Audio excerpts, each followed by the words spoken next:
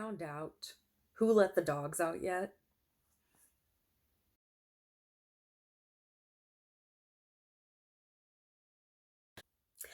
Hello, all my kings and queens, and all of us who dare to dream. Welcome back to my channel. Thank you so much for clicking on this video today. If this is your first time here, welcome. Please think about sticking around.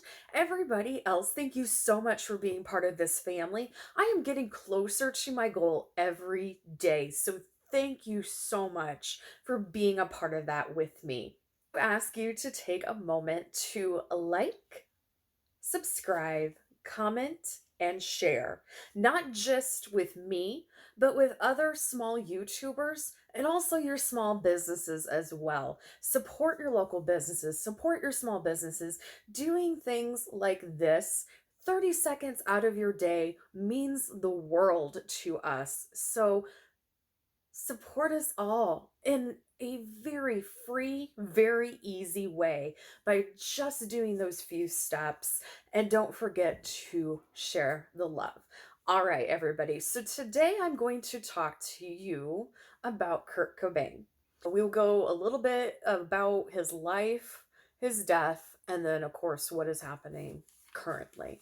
So Kurt Cobain was born to Westby and Wendy Cobain on February 20th, 1967, which would make him an Aquarius. He is right on the cusp, but he still would be considered an Aquarius. He passed away on April 5th, 1994 from supposed suicide. Now, he was born and grew up in the Seattle area and had a lot of trouble in his childhood. He was bullied, he was the bullier, he had a lot of emotional, unstable problems.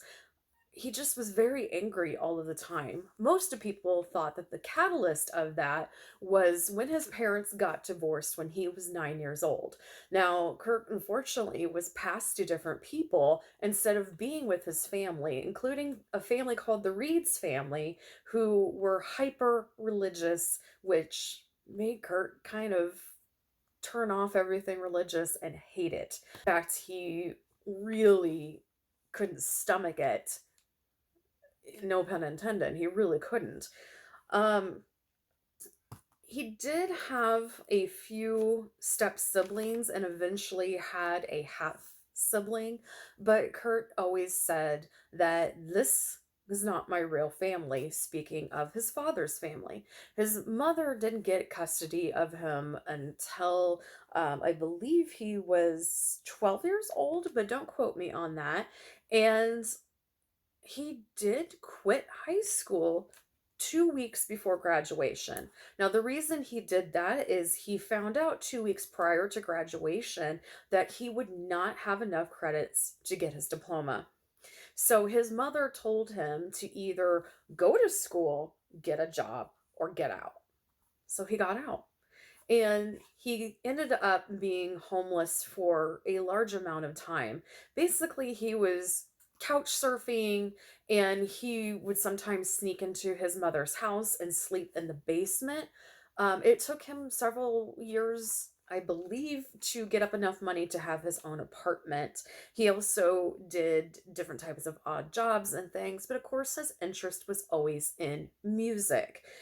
So, as far as his family life was concerned, he really didn't have a close relationship with his father.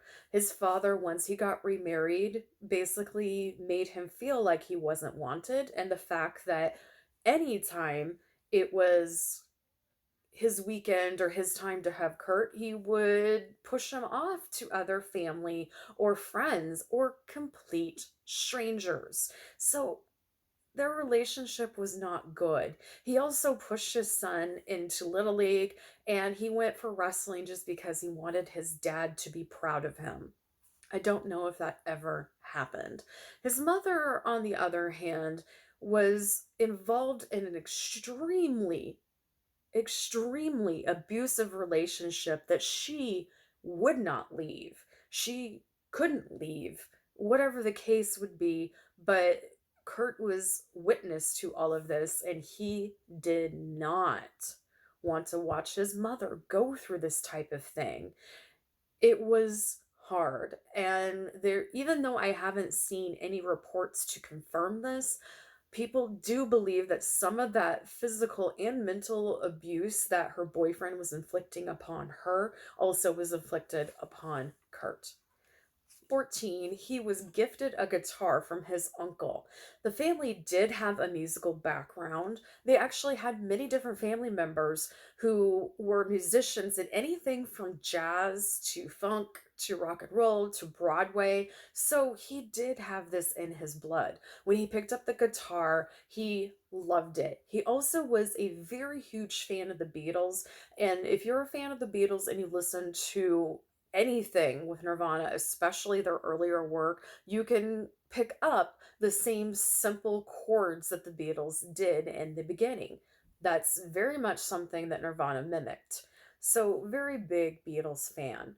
Um, Kirk ended up starting a band and another band and another band, and eventually Nirvana came into fruition. They really grew. They got the attention of several different people in the Seattle scene, and at this time, the grunge movement was just beginning. You guys probably don't remember, but this is coming out of 80s hair bands and power ballads and things like that.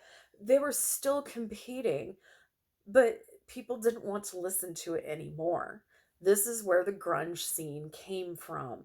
And this is where a lot of people say that Generation X was born from.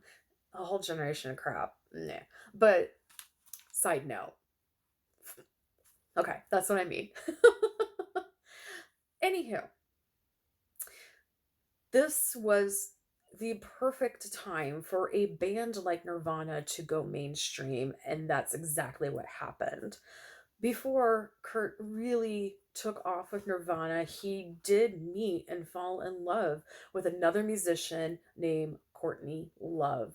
Now, they met in approximately 1989, how together until 1992 before they got married. And Courtney was already pregnant with their soon to be daughter, Frances Bean, and she was born. Frances Bean was born on August 8th, 1992. Obviously, you all know about Nirvana.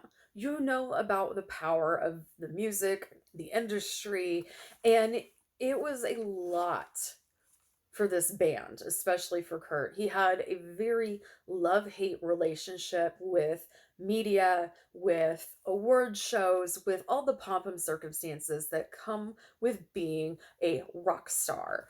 And he loathed it as much as he wanted it. But I want to make people very clear and understand that he knew exactly what he was doing.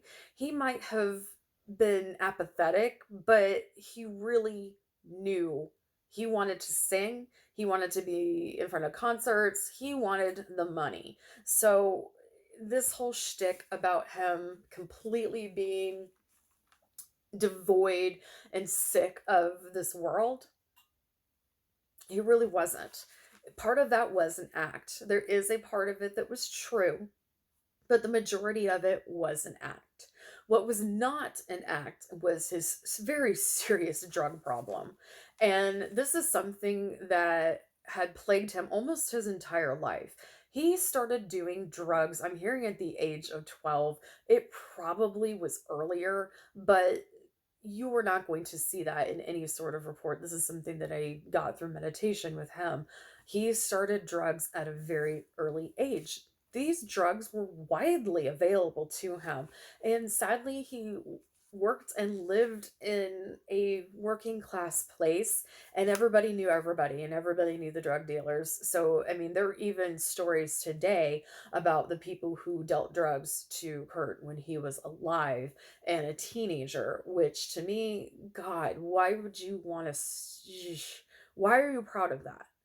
Why do you want a story out there? Um, you helped contribute to a lot of things there, so there's that, buddy. Um, It was his decision, and people do make the conscious choice to take drugs and alcohol, and part of this was self-medication. He did have a unknown stomach problem that was very, very painful. It plagued him. There were times that he couldn't even stand up or he couldn't get out of bed. He couldn't eat, he couldn't sleep. And this is something that his mother also suffered with. I think if he lived longer and there would have been more research done, I think they would have found that there was something genetic that was making this happen. But he also told me some other things that were a root cause of why he had stomach pain, but he didn't know why in life. But it was enough to change him. It was enough to make him angry. It was enough to keep him on a constant supply of drugs. I also want to remind you that he was around people who kept him on a constant supply of drugs, even if they were pretending to get him through rehab. I am not putting the members of Nirvana in this group at all. There were people that very much cared and loved Kirk, and they wanted him to be safe. They even did an intervention for him a few weeks before he died to get him into drug rehab, which he did. But there were other people in his life that wanted to keep him supplied with these drugs. Why? Because when he was sober, he made other choices. And part of his choice was he wanted to take a step back from music. He did not want to quit. He wanted to take a step back. I want to make that abundantly clear because that was something that was said over and over again, and maybe one of the catalyst reasons why his life ended. He did not want to stop doing music, but he did need a break. He did need time to get healthy, and his main focus was going to be his daughter. Think about that. He was making plans for the future with his daughter. He wanted to have his little girl in his life. In fact, I even picture him taking her to beaches. He was, again, he's an Aquarius. He's very water based, very, you see connections to blue, to water, to things like that on multiple different things through Nirvana's platform, their albums, their lyrics. It was very present in his life. He was very much a water baby, very much an Aquarius, and he wanted that freedom, and he wanted to show his daughter that beautiful freedom too. Something so simple as taking a swim on a warm day. That meant the world to him. He wanted to have that relationship with his daughter that he could just take her swimming, take her to the beach, take her to places. He loved that little girl, and that little girl was and is still his world. Part of the reason that they are so big now is because of Kurt's death. And that is something that he is fully aware of. They would not have the legendary status as they do today if not for his death. I'm not saying that he wasn't pioneering or groundbreaking, but he was not the voice of a generation, nor did he want to be. He didn't want anybody to emulate him. He had enough problems on his own. But what I learned from him now, as a elevated being now, I can talk to him as a healthy person, meaning he is not in pain.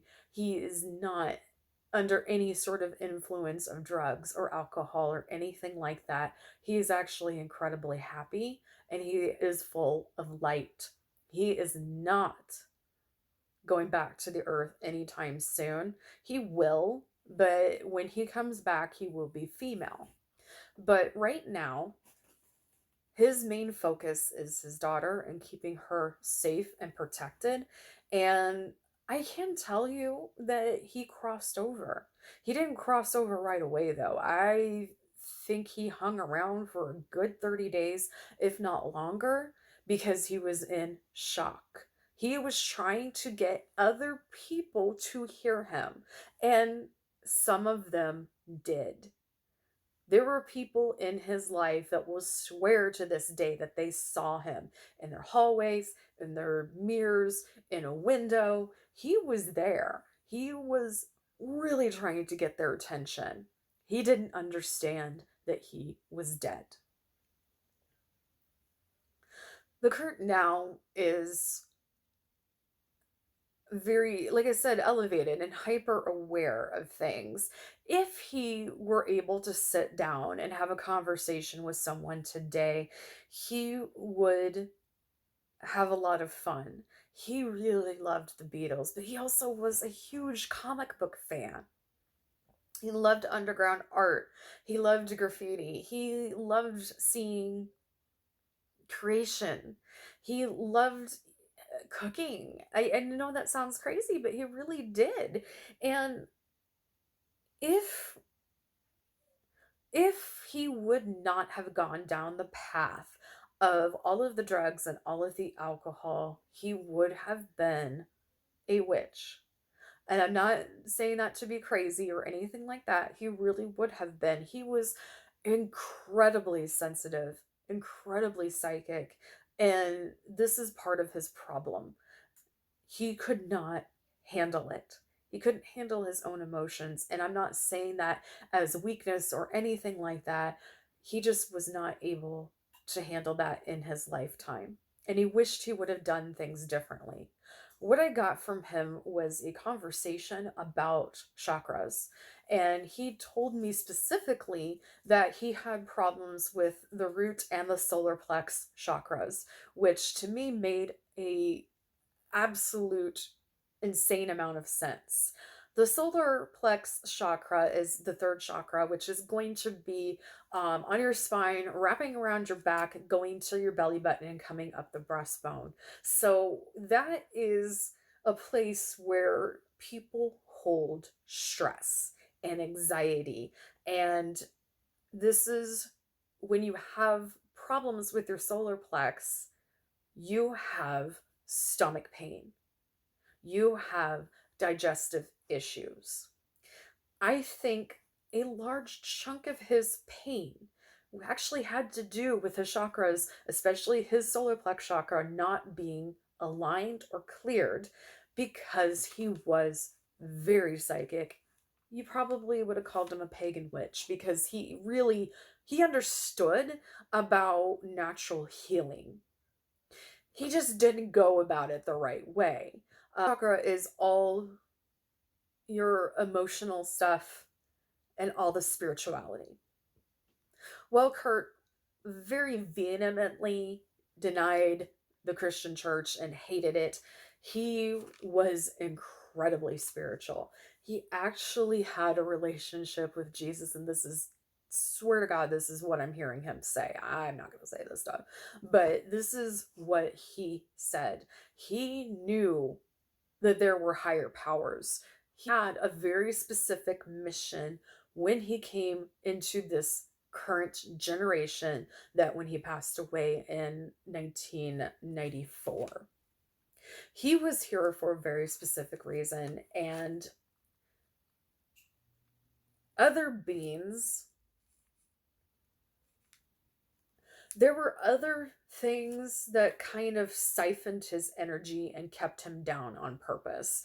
And these beings were actually people walking around him that were very low vibration, and they never would have let him get out of his own cycle of drugs and alcohol and depression and anything like that. Although there were people trying, there were people who saw that Kurt was lost and alone and afraid, and there were people trying very hard to connect with him and pull him out of that funk because they knew it was going to end his life. I think this is a good place to stop right now. So I will come back with a second episode about his suicide and maybe some of the suspects. It gets dark. But that has been my first part of channeling Kurt Cobain. So I will see you guys on the next video, which will be out shortly. Don't be surprised if I'm wearing the same outfit. All right, everybody, you have a great day or night wherever you are. Remember that every single day is a gift. Use your time wisely. Bye for now.